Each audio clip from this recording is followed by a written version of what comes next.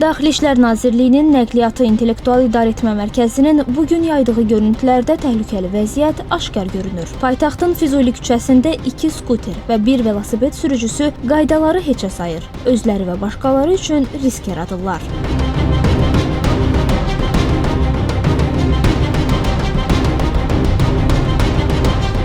Avtomobil sürücülərinin də əsas narazılığı məhz bu cür qayda pozuntuları ilə bağlıdır.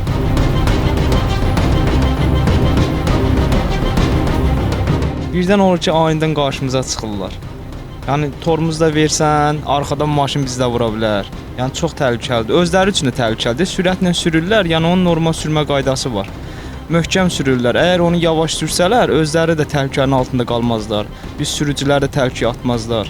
Öz yollarına getmirlər də, getdiyin yerdə çıxırlar əks istiqamətdə sənin üstünə gəlirlər, yəni təhlükə yaradır. Sürətli sürürlər. Elə bayaq burada elə gözümün qabağında elə xanım az qala vurmuşdu. Yol hərəkət qaydalarına riayət eləmirlər. Hardan gəlir keçirlər. Peşəxoddan, piyada keçidindən düz keçməlidir, kəsə keçirlər. Elə yolu kəsib keçirlər. Məcbursan yolu verəsən ona, vurmayacaqsan ki. Biz də qısa çəkiliş müddətində səkidə yüksək sürətlə hərəkət edən, piyada keçidini skuterdən enmədən keçən, eləcə də bir skuterdən 2 nəfərin istifadə etdiyinin şahidi olduq. Nəqliyyat İntellektual İdarəetmə Mərkəzi xəbərdarlıq edir. Skuter sürücüləri də digər hərəkət iştirakçıları kimi müəyyən edilmiş qaydalara əməl etməyə borcludular. Sürətlə bu cür nəqliyyat vasitəsini idarə edirlər və bu da bəzi hallarda qəzaların baş verməsinə səbəb olur. Sərnişin daşıyırlar. Halbuki yol hərəkəti haqqında qanunda göstərilir ki, elektrikli skuteri idarə edənlər yaşayış zonalarında, parklarda, səkilərdə 10 km sürətdən artıq hərəkət etməli deyillər. Velosiped zolaqlarında da 20 km sürətdən artıq hərəkət etməli deyillər. Amma bu qaydaları pozanlar da var.